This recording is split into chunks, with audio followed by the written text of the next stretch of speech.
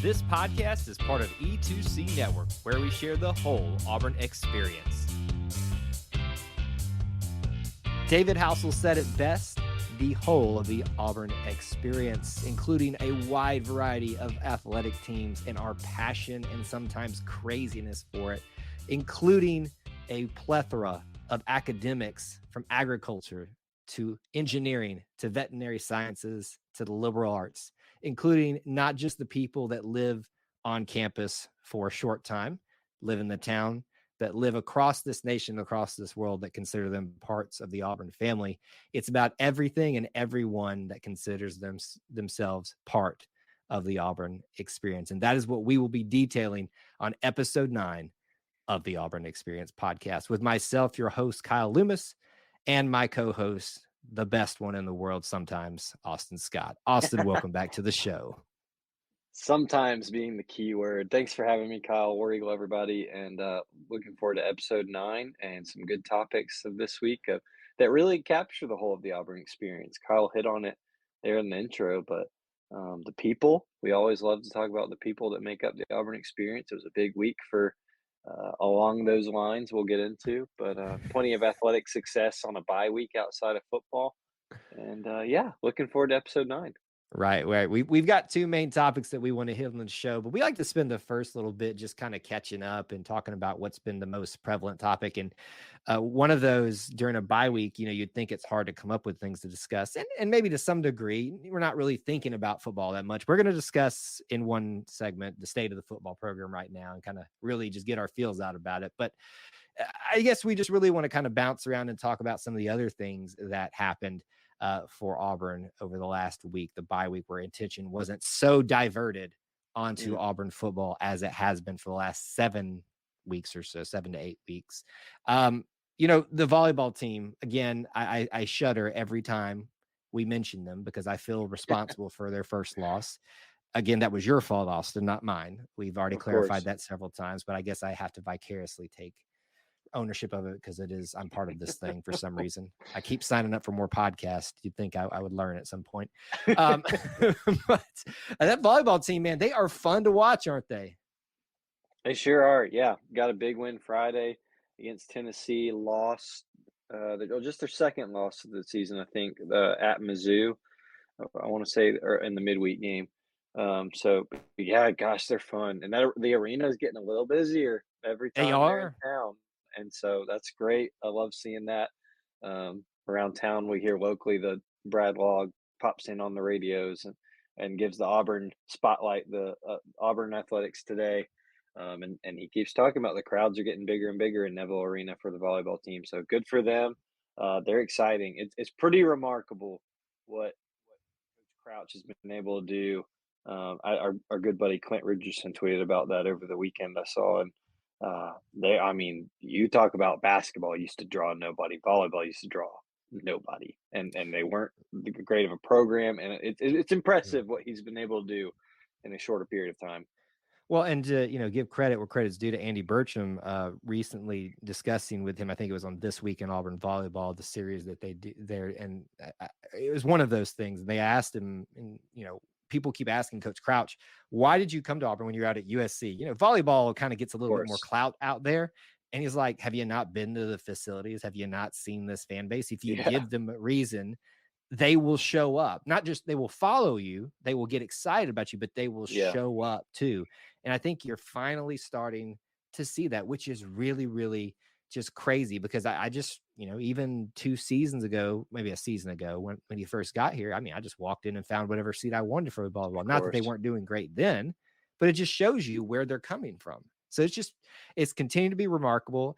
Are they going to have more bumps in the road? Probably, at least because we're talking about it, and that's exactly what's going to happen. But it's been so nice to see Auburn volleyball come across my to watch screen and be like, give me some of that action. I need that right now because we haven't had that in a long time. No, a long time, and it's fun. I think it's helping people, Auburn people, kind of find a new thing to learn about, and that always garners more. And we need that right now. Sure do. I think it's a healthy welcome for most Auburn folks. So it's fun. I have not been able to get out there to a match yet, and I'd really like to. Maybe I'll have to do that pretty soon. Report back what my findings from the live scene. from live from the Nev. By the way, I am not going to let up on this until I get everybody calling it the Nev, because you know why they call it the Nev? No. Because the opponent never wins there. Ah, Oh my ah. gosh. Is Hey, that you're as the bad as my crypto digital arena? I don't think so. no. The Nev is good. Come on, listen. Don't It's dog the pretty good. Nev. It's It's pretty pretty good. good. It'll I'm catch gonna on. get. I'm gonna Students make it love happen. abbreviations. Yeah, I believe it. I believe it. I'm going to make it happen at some point. Another program that obviously is very prevalent right now, but is having some struggles this year, which is really weird, is soccer. But I'm going to Mm, be honest with you. I'm not saying this is the fault of the soccer program, because this year they switched to this whole you're not going to have shootouts at the end. There's no overtime. yeah, I think you have your stoppage time, and that's it. For those of you that aren't aware, yeah, because of they don't have timeouts in a soccer match, they give them extra time for the time that's taken up for subbing people in and stuff like that. Outside of that, that's all you get. And it's frustrating because you have all these 0-0 matches, or the end in matches, 1-1 matches. And listen, soccer doesn't get a lot of excitement about it in our part of the world because of the low scoring nature of it already. It's just frustrating. I mean, can you think of any reason why they chose to change that up for at least SEC soccer this year? I think NCAA soccer as a whole. yeah. No, I mean, the only thing I can think of is if they just want to shorten games, get kids back on campuses. They usually play on Sundays. They play in during the week. Today they tied at LSU. That's quite a trip back. I don't know. I hate it because no one loves a tie, right? No one, I mean, everyone would just rather win or lose. But um, yeah, it's just been frustrating. it really is, because I think this team is very competitive, and it's not showing up because of the amount of ties. Now they've had some Yeah, losses that I think that not a lot of us were anticipating, but I think it looks a lot better on paper, if you're not having all those ties on there. And I'm not a soccer aficionado. I love Coach Hoppa. I love her program. Year in and year absolutely. out, she has a lot of consistency. This seems to be some sort of a down year right now, but they still have a lot to play for.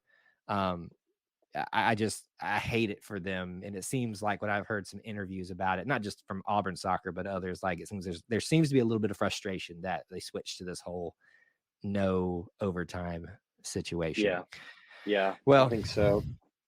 speaking of frustrations, last thing I want to hit in the first little segment here. Do you know how frustrating it is to watch? You know, how about this? Let me put this out there. You know that ex that you had that at the time maybe you had some harsh feelings about, but then you just look at them over there having the time of their life with their new person, and you're just like, did I miss something? Um, Well, it's just they look a little brighter. Maybe it's their clothes. Maybe they're wearing some new neon clothes, and you're just like, they look like they're having fun out there. They're focused. It's just they look like they might they're just be dark a dark horses for the horse over Heisman. there. It's just fascinating to look over there and see sometimes. But I think I know where you're going here. Bo Nix, boy, have a day, sir. What was it? 5 touchdowns, no interceptions. I mean, the Yeah. way did you see that dime he dropped of Mm, a pass? I mean, I didn't believe it. I thought, y'all are TV announcers. They're playing everything. Beautiful pass. it really was. Eh, Listen, I know this is a topic that makes everybody frustrated, because you've already decided if you're in the I hate Bo camp, or if you're in the, I wish we still had Bo camp. And we're not trying to sit here. Well, we think you should be on one side of this equation, but we're not going to try to. We know that's a lost cause. Listen, I'm one of the people that often says, when people leave the program, if it's on good terms, let them kind of go do that, celebrate them, but let's not sit here and just like nitpick each other about the whole time. But there is this kind of feeling there at the same time. It's like, hey guys, this kind of proves he wasn't the issue, or at least he wasn't the Yeah, biggest issue. How about this? the Bo had biggest. his issue. Bo had his issues, his bad tendencies that were exasperated by the time he had here at Auburn, but he was not the biggest issue. And yes, is he playing in the Pac-12 where they don't have defense, or they're just not as good? We get it. I'm just trying to cover every argument that's going to be brought up when someone Yeah, hears this. We get it. We're not trying to say that we made the world's biggest mistake by letting Bo Nix go. And there's also those people they're going to be like, oh, he chose us, hate the man, or he chose the other people, how dare he? I'm like, look at the context of this situation, man. Look what he had to deal with. I don't know. I'm just Yeah, happy for the no, dude. Bo's always going to be tied to Auburn. It's how it's going to be He's a forever. graduate. He's a graduate with his last name, and a family legacy. He's always going to be tied to Auburn, for better or worse, among the folks. But it doesn't discount he's doing well, and props to him. We've talked about this on this show before. He went somewhere where he could excel and had better resources around him that were the evidence of some of his tendencies here. His offensive line's phenomenal. He's got playmakers at the receiver position, and they're a top 10 team. They got thrashed by Georgia, and no one's going to forget that. It was also the first game of a first coach, or a coach's first year in his first season, playing a team he just came from. So it's kind of ridiculous that there's still these people that care so much about Bo Nix Seeing wanting him to fail. fail. To me, Yeah. I don't know why we're so wrapped up in it. Maybe if we had our own team that we could get a little more excited about, but that would I relieve love some the of hand that. motions that you're making right now, by the way. Those that are listening on the People, podcast are like, I can't see this, but it's funny.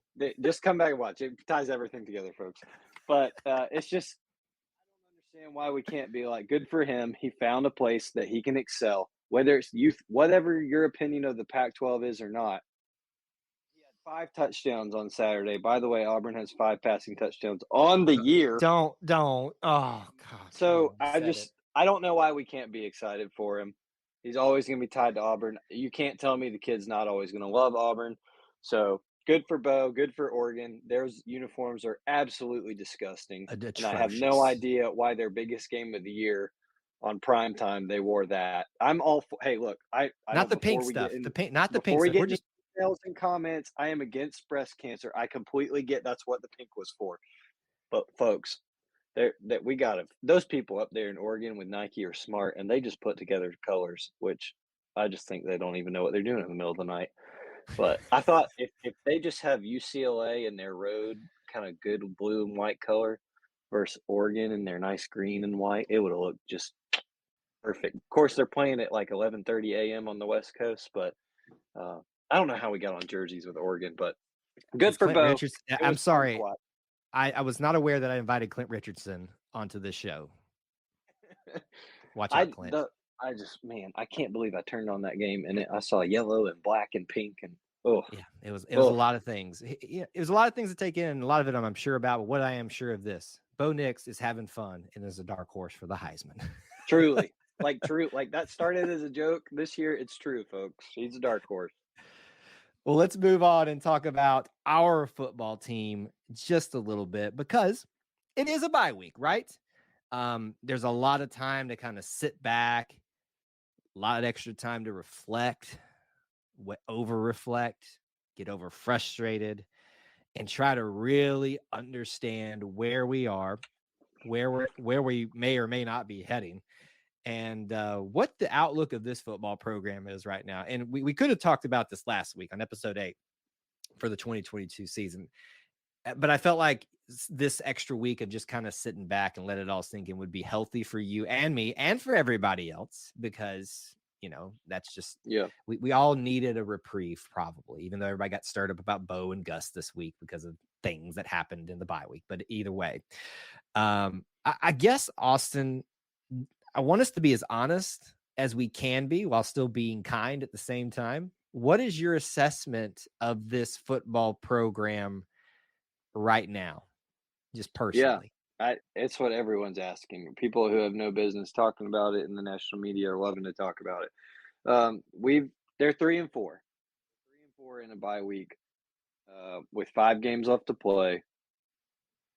1, 2, 3 at home? Yes. Yes. 3 at Yep. home, 2 on the road. I think a lot of it has to do with there's still some questions. You go into the bye week with an offensive performance where you're like, okay, that's some good things. How much does it have to do with Auburn? How much does it have to do with Ole Miss's defense? Now we see yesterday Ole Miss's defense gets absolutely torched in Death Valley. Right. So there's some questions, right? I think a lot of things everyone wants to talk about what's going to happen with the coaching staff. What's going to happen? Should it have already happened? Is it going to happen at the end of the year? Is it going to happen, period, at this point? Um, I think a lot of people would have thought after the Penn State game and after the LSU game, this team's headed on a really bad path right now. They're Right. still 3-4, and their next four opponents not look very talented or good. They're on a bad trajectory as well. And to my co-host point, he called that last week or 2 weeks ago about It's where they like were I've headed. been watching football or something, folks. Like, I don't He know. I mean, when maybe that says more about me that I'm too invested in this stuff. That's probably the truth there, to be honest with you. But it's almost like I've been watching this thing for a while. You're just focused and having fun. It's Anyway, right. I'm a so dark horse for the Heisman of let's not get podcasting. ahead of ourselves. Okay. No, Next, next, that point stands. That is true. I will accept that criticism. next week we've got Arkansas. They were off this past week. They've been punched in the mouth a few weeks here in a row. The week after that, at Mississippi State, they've been punched in the mouth a couple weeks in a row. Then it's A&M. Who knows what's happening over there? They're starting to be talked about with their own coaching issues. They lost to South Carolina yesterday, folks, and it was not pretty. And then it's Western Kentucky and then Alabama. And so you're sitting here looking at this and you're like, can this team go 7-5? Then what happens? You've got let's just say they go 6-6 and you're in a bowl game. 7-5, I'm sorry, 7-6, 8-5. What are we doing here, folks? If a recruiting starts picking up a little bit, because that's essentially what I think it's going to come down to, is the recruiting has to kind of start having an uptick with these wins, which is certainly possible. Right. Um, and things are going to start getting really interesting. Right. And so we'll see what happens. It's a very odd time halfway through the year. I don't think people would have expected us to be at a few weeks ago.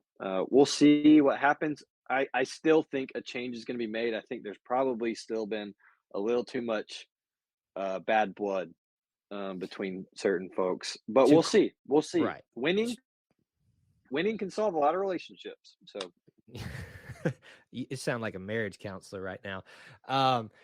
Yeah. So just to be clarified, not that you're saying that you wish or not wish for this. You're just saying your feeling is that there will be a change in the head coach at the end of the season. That's just what you think right now. as we stand right here in the last couple of weeks, that's what I've still felt. Now they win 4 in a row. All bets are off, Right. in my opinion. Who knows? So, and this, when I address that question too, here's what I'll say. Everybody think back to when Kyle made on the YouTube channel his season prediction of 9-3. That hurt. I said I'm making that with the information that I have at the time. So same thing at Austin saying here. I'm going to reiterate. Yeah. I'm making this statement with the information I have at hand right now. That I do think that the if you want to talk about tea leaves and stuff like that, the feeling is, the sentiment is, the seem to be information out there would indicate that there would probably be a change no matter what happens at this point. However, and this is frankly what every Auburn fan should be wishing for, because that just means that you're a good fan, is that this team figures it out and goes 5-0 in the back half here and goes to a better bowl than the Birmingham Bowl. Probably not going to happen at this rate, but that should be your hope, that they get this figured out. I get that you don't like the dude. You've made that evident on Twitter. We heard you the first time. First little snappy several series of tweets you had.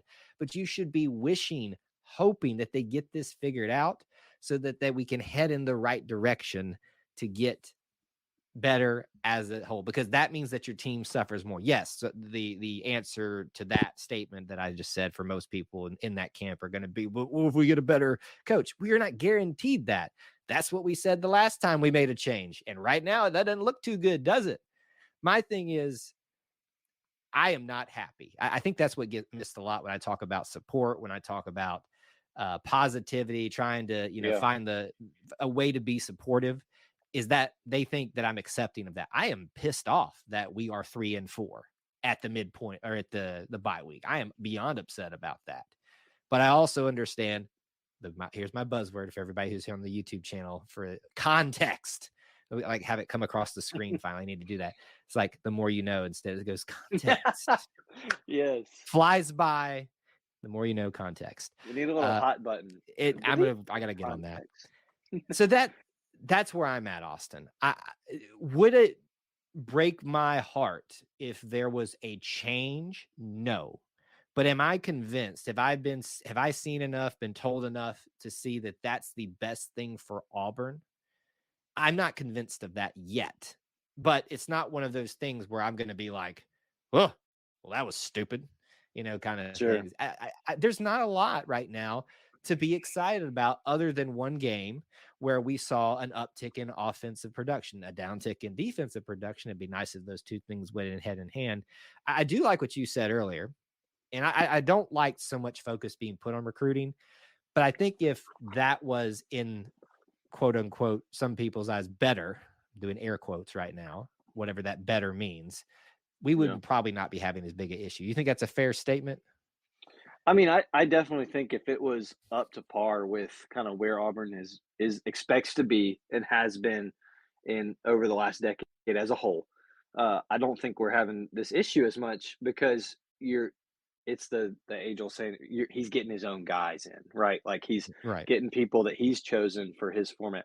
The problem is, and I see where a lot of people have issues, is that's not happening and results on the field aren't happening. And so you can't really have both. But I mean, like we just said, if let's include a bowl game in there, and let's say you lose in Tuscaloosa, 5-1 down the stretch,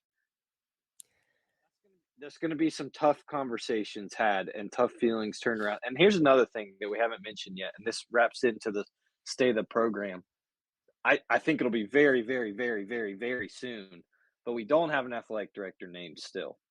That individual is going to factor into all this on their own opinion. Now, there's other people's opinions that are hiring that individual that have probably are formulating their own, and those will be relayed to that individual. But that person's opinion is certainly going to still matter as well because they are now in charge of how that program does as with the rest of the programs. Yeah, I think honestly, if we had an AD in place, this would have been over a little bit quicker.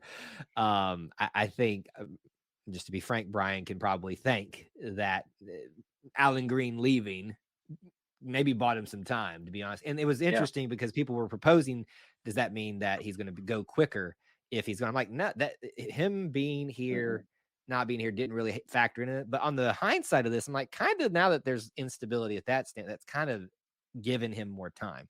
Yeah. I'm in favor of whatever gets Auburn better again. And I still believe that can be with Coach Harsin and his staff and his players at the helm. It's frustrating. I don't have a lot of reasons to think that, but that's just my outlook on life and being part of the Auburn family. I'm not saying that anybody else has to do it that way. I just find it to be a little bit more peaceful to have it like that. But doesn't mean I don't rant and rave behind the scenes. Y'all should see me in my house. Sure. It's ugly. The thing I know, and this can wrap up kind of our talking about state of the program if you don't have anything else, is we're about to hit a 5-game stretch that's really important for a lot of people, but it's also Auburn in late October and November, and that is when they love to stir up chaos. Auburn thrives in ruining parties and doing what you don't expect them to in November, and that should make all of us excited, whether you've been pleased or whether you've been impatient or not with the football program so far. It's about to get really interesting, and football only comes around 8 weeks a year, 8 games, home games a year, 12 weeks. Just enjoy it, folks. Have fun. Watch paint highlighter uniforms on the West Coast if you want. Watch somebody having fun. Someone being focused. Just do what you got to do. But it's about to be fun. Okay, it's about to be fun, and we'll see what happens. We've talked about how many games were at home to start the year, and even though we were both like, all right, that was a lot to start the year, I'm ready for them to get back. I'm already ready. I'm like, let's come on. I'm ready to welcome them boys home. I'm ready to be back on campus this week. I am so excited for it. Even with a struggling football team, I'm ready to be back home with my people. All right, let's Yes. let's let's round out this show a little bit here, and we've got through the not so fun part of it. That discussing the state of the program is never fun right now, but it is the reality. We can't, hide away from it. Let's talk about something that unites everybody. And this is actually a request from one of our viewers, listeners, however she'd like to describe herself out there, Miss Devon. She's also a member of the Booster Club that helps support our content here. She proposed the question or just suggested the topic of Auburn Heyday, which is a very appropriate topic because it just happened not too long ago. Was it last week or the week before that? I can't remember. It Last was this week. past Wednesday, I believe, the That's right. 19th. Right. That is correct. Mhm. So Auburn Heyday, I think it's one of those things that a lot of people hear just thrown out there Mm. that, you kind of associate it with those traditions. Maybe you don't know a lot about, and, maybe for good reason. It's kind of gets glossed over. I'll be honest with you. For the longest time, Austin, you can take my Auburn card if you need it. I thought that and call outs for the sororities there on behind Cater Hall were the same Yes. thing. I thought that was them saying Oh, hey to their sorority like girls they were inviting in to be part of I it. get that assumption. I can get that. I'm sorry. I know that's like you all may take the card if you need it. It was the association I had for some reason. But Heyday is actually a more, I'll use this fun word, inclusive thing because it's about everybody, not just a sorority. It's not just about you or me. It's about everybody. It kind of encompasses this whole thing on this show about being part of the Auburn experience. So I want to read you guys real quick. Just you can go to sga.auburn.edu/hey-day. That's sga.auburn.edu/hyphen-day. That will take you to the official statement about what Haiti is. I'm going to read you the short little segment just so that we can have the information part of it. And then Austin and I'll discuss our thoughts on it. Dating all the way back to 1947, students who served in World War II were returning back to normalcy here at Auburn University. But upon the return, they felt unseen and unheard here on campus. In response, Auburn University's student body and members of the Student Government Association pushed for a day that would unite the Auburn family and promote a friendly atmosphere known as Heyday, a day where every student got an opportunity to wear a name tag, helping everyone feel a sense of belonging. So that is the basic gist behind it. And, there are other things that happen around it. With social media, it's become a more widely recognized thing because it was mainly just hey, I'm on campus, slap the name tag on, and say hey to as many people as you can.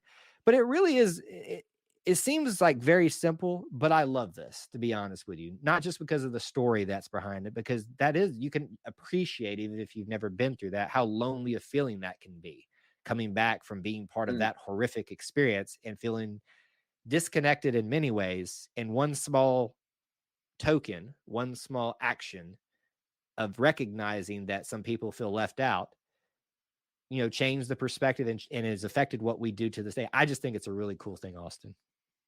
Yeah, absolutely. I've heard about Heyday for a long time now, over 10 years. My dad introduced me to the concept of Heyday when I was in high school. Had never heard about it. Um, and it is exactly that. It's something that's inclusive and exciting for all, even a little bit exciting for all on campus at the time. It's kind of become this bigger ordeal. I had friends who in SGA while I was at Auburn who worked on making Heyday what it was, and that included getting all the name tags and making sure you have people set up around campus to write people's names and give them to them. There's food on the green space. I think my freshman year we had a baby tiger out there. The Mm-hmm. eagle, the Raptor Center is out there with various birds, and so it's become an event that's really fun on campus and everything. But like Kyle said, and how I kind of take it in now as someone who's left campus and not a student anymore, it's on social media. And honestly, I don't know if I would have known it was happening without it being on social media this year. And so um, it is something, one of those things that's just uniquely Auburn. It's very uh, small tradition part Right. of Auburn, but something that Auburn people hold really near and dear. And so I love it. It's something that I don't, beat my chest about and tell everyone like, oh, I don't throw it up there with Toomer's Corner if I'm being quite honest. But Well, it's yeah. something that if you're one of those Auburn people that you get it, and we've talked about, you people from the outside might not get it, but once you're in, you understand it's because it's part of the Auburn experience that it means something more to you. Well, and I think you can see that it means something to people when people know exactly what to do. Like when you Yeah, just mentioned it, every year now on social media for E2C Network, what we posted, let's say hey to each other, tell us where you're from, tell us your name and where you're from. And, we get great response for that every single year. I mean, we got from Minnesota, Alabama, Mississippi, Florida, Georgia, Tennessee, the Carolinas, Texas, of course. We got a huge contingency in Texas, California.